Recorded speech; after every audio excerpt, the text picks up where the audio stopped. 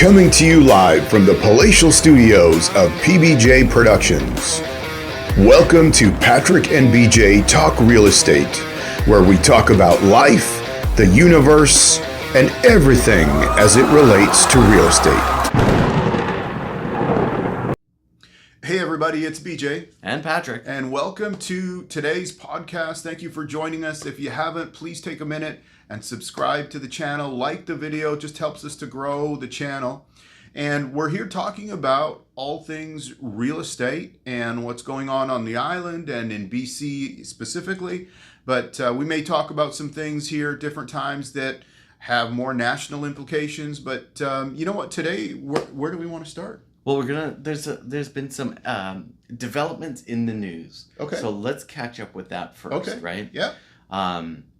Victoria passed last week the Missing Middle Initiative. So I know they were talking about that, debating that. Say that 3 times fast. I can't. I can barely say it the first time, right?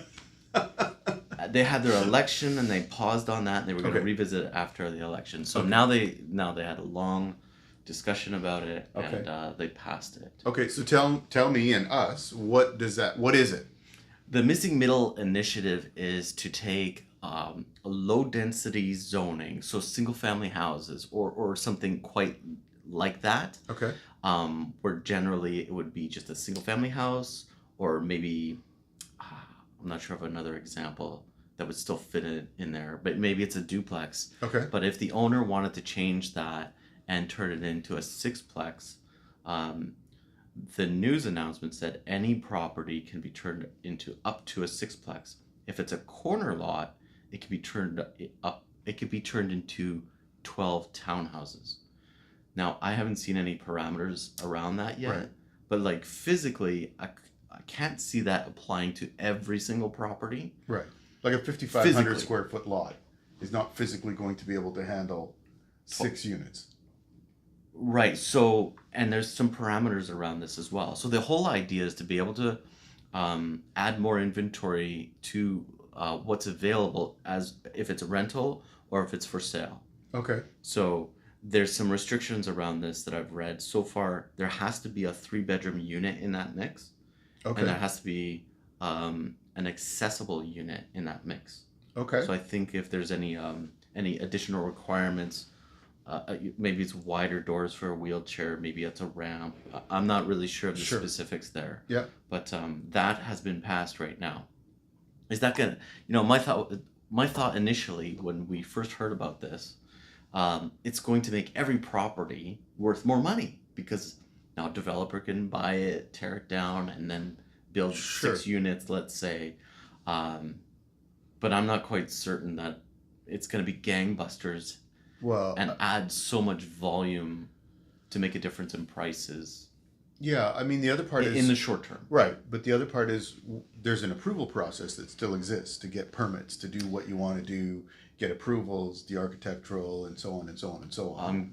I'm glad you bring this up, and this is a pain point in Victoria, Toronto, and Vancouver, where the rezoning process is so long, right. And the community groups have a big sway in the input, where they can tell you, no, we don't like that. It might meet all of the terms in what's required for rezoning, right? But they might pick on something that maybe it'll fit better in the neighborhood, and they'll send the plans back to the drawing board to come back again at another date, right, for approval, right, or another another change, right? So this would require no rezoning. Okay. So this automatically blanket zones all of these sort of R1, and there's some other variations in there, low density neighborhoods. Okay. In Victoria, the city of Victoria, right, not the greater Victoria area. Got it. Yeah. Yeah, because we know, 13 municipalities? 13 municipalities. 13 municipalities, so yeah. This only applies to Victoria proper. The core, the city of Victoria. Yeah. Yeah. So, and is it live now? I know they voted, you said, here last week. I forget. I think it's probably Tuesday, like February 6th, if it's not already. I can't remember, but it's I don't know how they're going to do it if they have all the amendments to the zoning already published. Yeah. I know there's some amendments that one of the councillors was proposing. So all of this still has to get changed. So Right. I'm going to be reading and learning about that Okay. probably this week or next week, whenever, as soon as it's published. Right. But in theory, to me, it sounds like it's, a reasonable, at least they're thinking, right? We're trying to come up with solutions to the, housing issue. And at least it's something, right? Where, we need to see the implementation of it and what it looks like, but at least you're giving options, right? So what comes to mind going to like a first reading, second reading, any sort of rezoning, public hearing at a city, you hear a lot of the people in the audience. This is the neighbors, and they're very concerned about changing the way the neighborhood looks. If it's not in character with the neighborhood, or if it's higher than the other buildings. So I don't know if Victoria's made it popular terminology, calling it a NIMBY. I mean, it's an acronym for not in my backyard. Okay.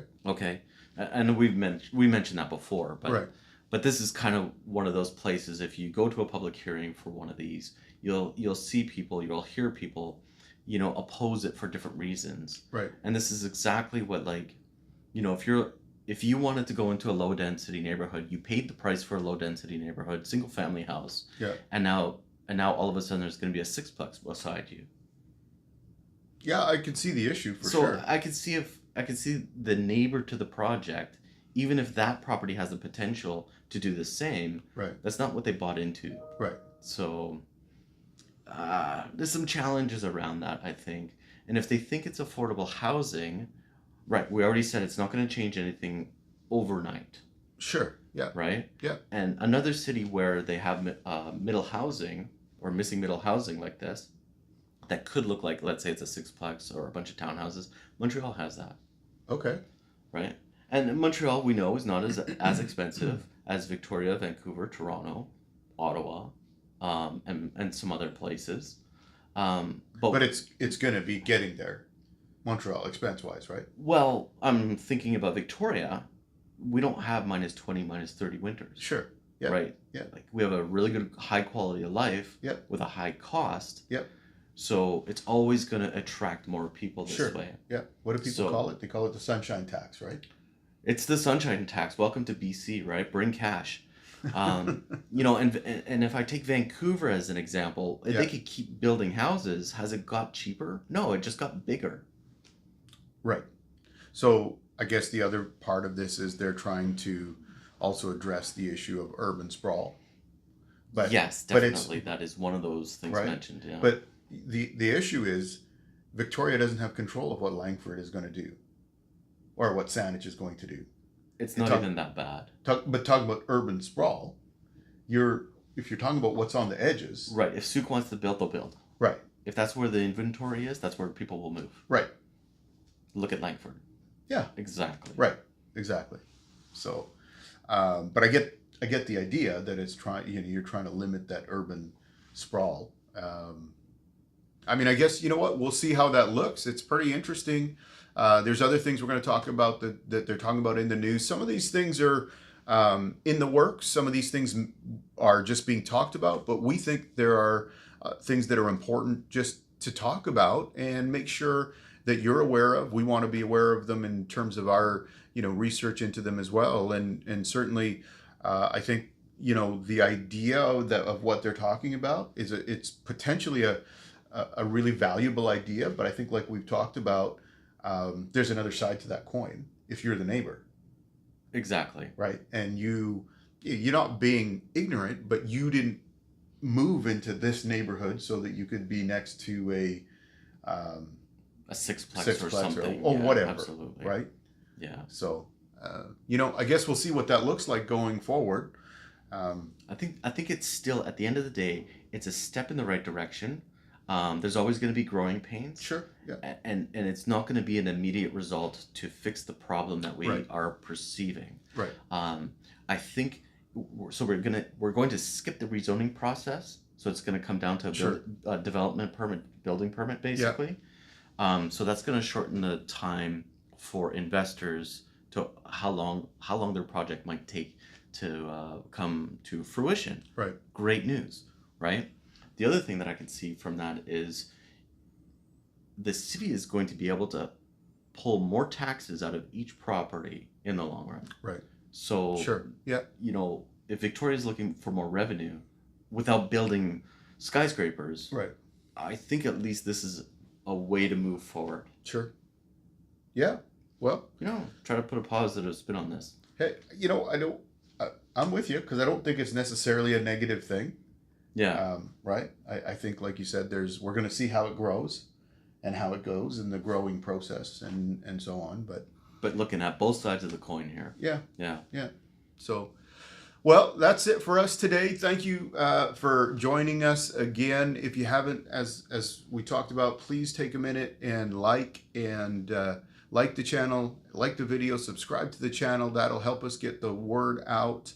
And make sure you don't miss anything because we're going to keep bringing different stuff on. We're going to spend some time talking about some different headlines and things like that in the news. And if you haven't, please go back and have a look at some of the other topics that we've covered. We did a great piece with Corbin Matheny, who's a past client of mine, and about his restaurant that was his dream. Think about that. He said 7 years old is when he got the dream inside of him to start wanting to. That's pretty neat. That's pretty cool, Yeah. right? So if you haven't seen that, please take a few minutes. It's a little bit longer video, but I think you'll really enjoy it. It's a great sharing of somebody's vision and how they stuck with it and it is coming to pass now. And you can grab that for yourself to say, hey, I can go after my dreams of what I want to do, and whether it's home ownership or business ownership or whatever the case might be.